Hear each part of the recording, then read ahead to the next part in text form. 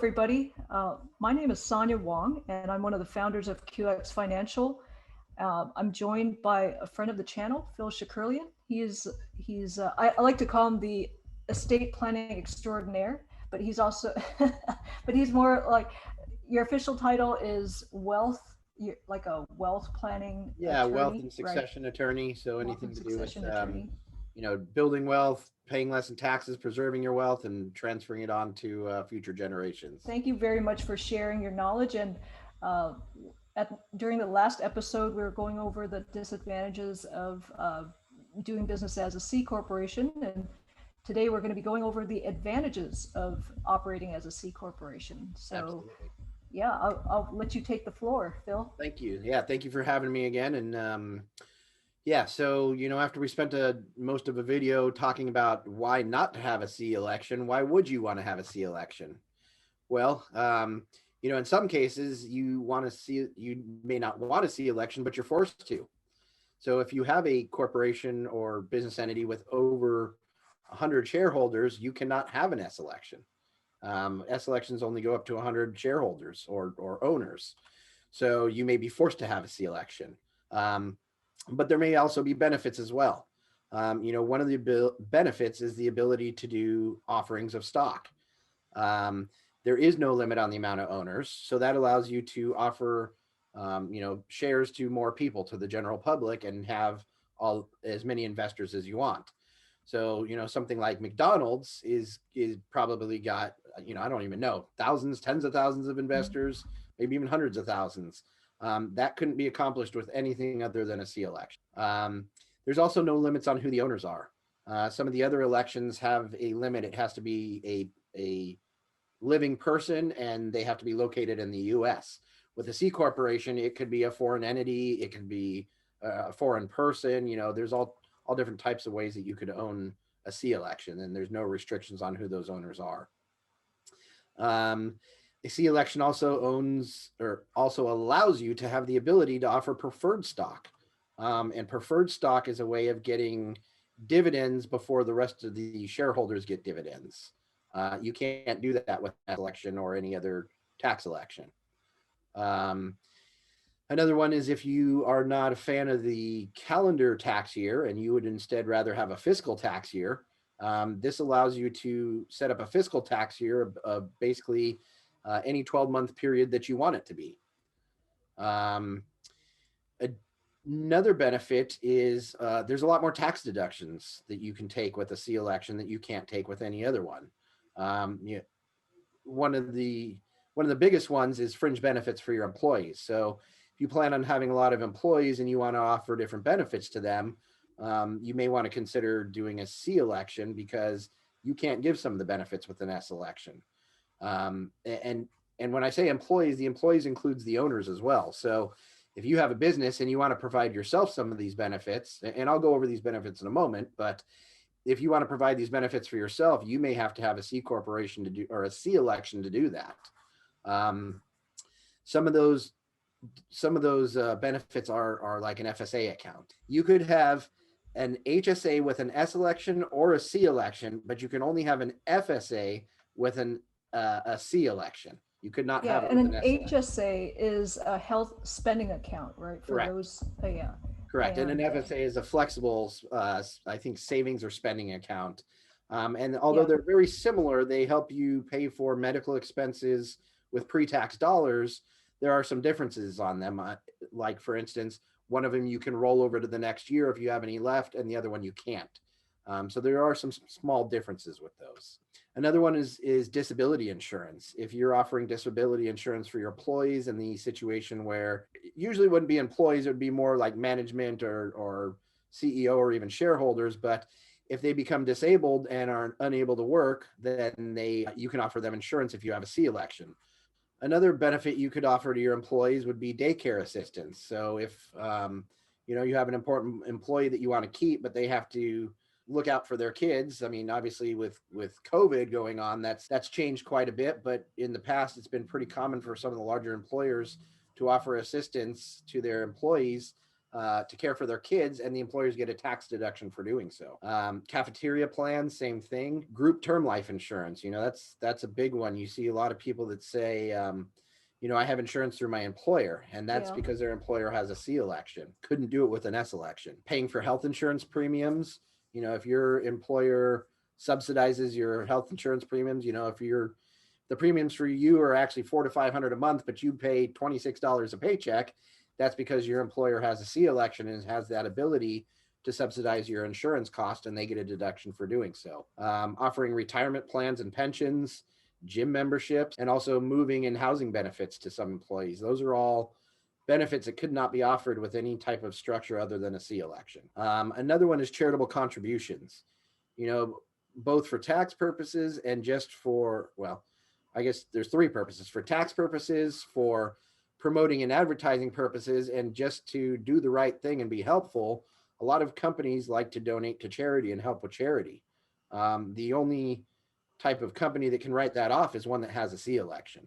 So that's a big benefit there if you're into charitable contributions and help. Another reason to have a C election is if you intended to keep earnings in the company and not distribute them. So there's a lot of complicated rules that go along with this, but let's say, for instance, that you have just a couple of owners of the company, and the owners of the company all have income coming from other sources, and it's substantial income.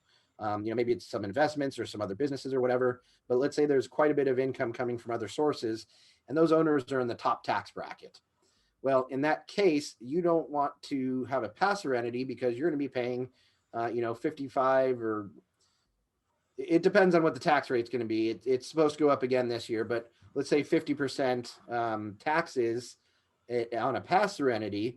Instead, you could pay that 21 plus the state rate, so about 30% here in California. You could pay 30% taxes on that money made, or 50% taxes on the money made. Which sounds better? Well, if you hold that money in there, then you're only in the company, then you're only paying the 30% tax rate. Only the part you distribute to yourself gets paid at the high tax rate. So that may be a benefit for some people. And once again, you really have to run the numbers on what your earnings are going to be to determine which way is going to work out best tax-wise. Another reason might be for future investment purposes.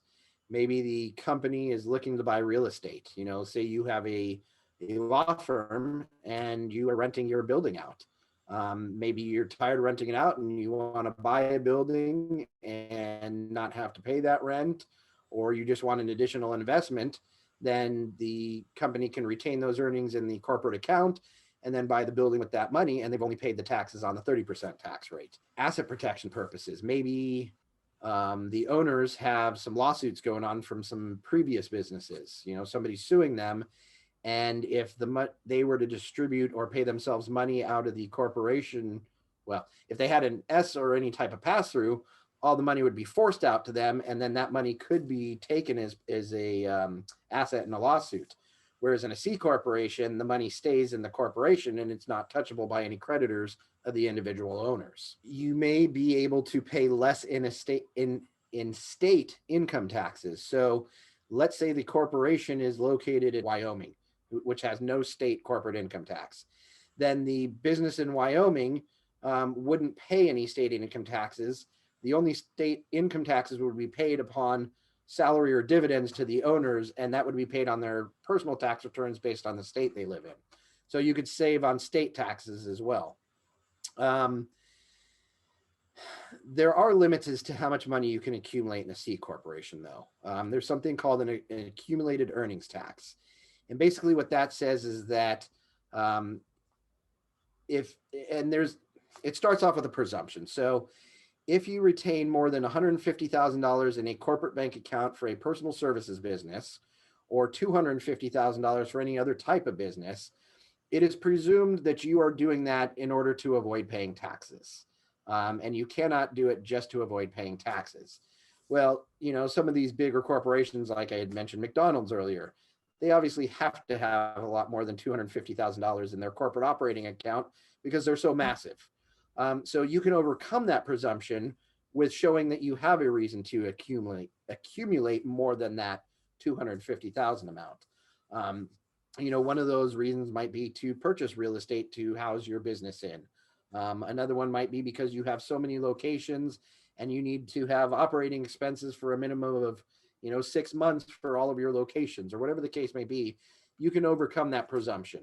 But if you can't overcome that presumption and you have more accumulated in your account, then you're going to pay an additional 20% tax on that amount above what the threshold is. Um, there is there's also a personal holding company tax.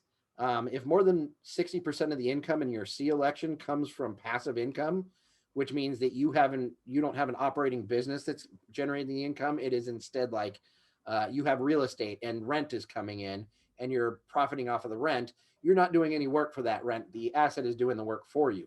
That's considered a passive income source.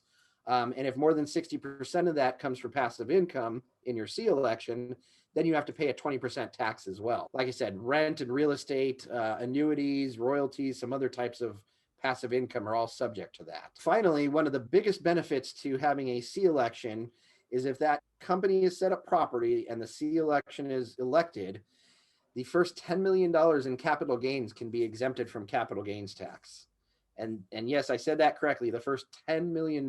So if you don't use that exemption, it's called the 1202 exemption, actually exclusion. And if you don't use that 1202 exclusion and you had $10 million in capital gains on your business, you could end up paying $3-4 million in capital gains upon the sale. But if your business is set up properly to take advantage of the 1202 exclusion, then you would owe zero capital gains if your gains were 10 million upon the sale. That's pretty big incentive to have a C election there. Wow. Now I know why people need, wealth planning and succession attorneys like you, because there's so many rules that you have to be cognizant of. Absolutely. So, Yeah. And then yeah. next time I'll tell about all the rules on S elections and other elections. Wow. Well, I can't wait, and I'm sure our viewers can't wait either. I want to thank you again. I always learn something new whenever we meet and talk about these issues and topics. So thank you for sharing your knowledge and expertise with us. And I want to thank all of our viewers for joining us today as well. Um, and look forward to sharing more content with you. Thanks so much, Phil. Thank you. Thanks for Yeah. having me. And Okay. don't forget to like, share, and subscribe.